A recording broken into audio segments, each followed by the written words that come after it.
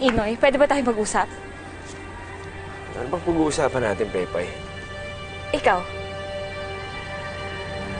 Ano nangyari sa'yo?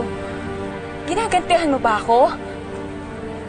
Kasi ang turing ko sa'yo kaibigan lang pero sinabi mo sa akin mahal mo ako.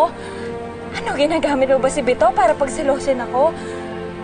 Anong sinasabi mo, Pepay? Hindi ko ginagamit si Bito. Gusto ko talaga siya. Siguro noon pa, pero ngayon ko lang natanggap sa sarili ko. Ewan, basta gusto ko talaga siya at mahal ko siya. Paano mo siya naging mahal? Kailan lang natin siya nakilala? Eh, yun yung nararamdaman ko eh. Kailangan ko pa ba ng paliwanag dun? Inay, paano yung sinabi mo sa akin? Kinalimutan mo na lang ba yun? Ipaglalaban kita. Ganun mo malalaman pag mahal mo na isang tao kapag pinaglalaban mo. Kung ano man ang nasabi ko sa'yo noon, tapos na yun. Kalimutan mo na lang. Si Bito na ang gusto ko. Siya na ang babaeng mamahalin ko. Pero paano ako? Sabi mo sa akin, hindi mo ako iiwan. Ang sabi mo sa akin, hindi ka magbabago. Ang sabi mo sa akin, ako ang mahal mo. Pepay, pasensya ka na.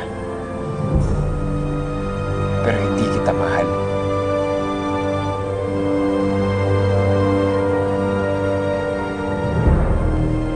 Inoy? Inoy? Bito! Inoy! Paano? Ready ka na ba?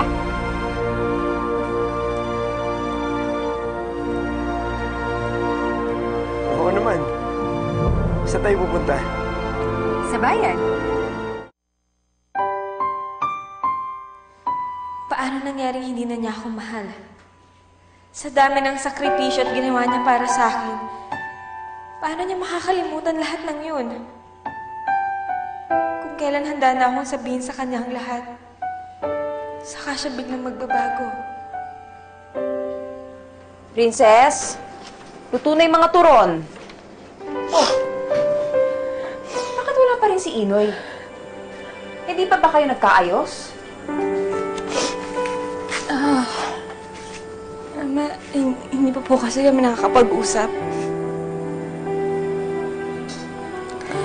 Ma, pwede bang mabago ang nararamdaman ng isang tao sa isang iglap lang?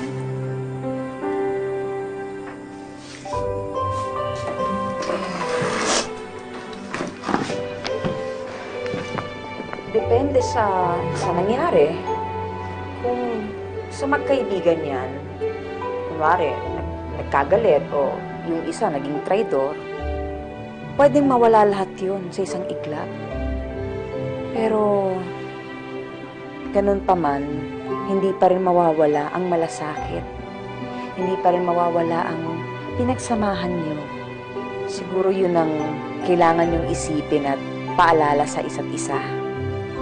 Yung masasayang alaala. Kasi, mas marami naman yun kaysa sa isang iglap na pangyayari, di ba? Bakit mo na itanong, anak? Nagbago ba bigla sa'yo si Inoy?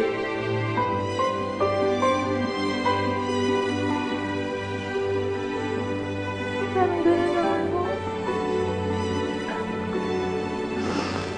Bago ko kayo mag-alala, gagawan ko ho ng paraan. Kausapin ko ho siya.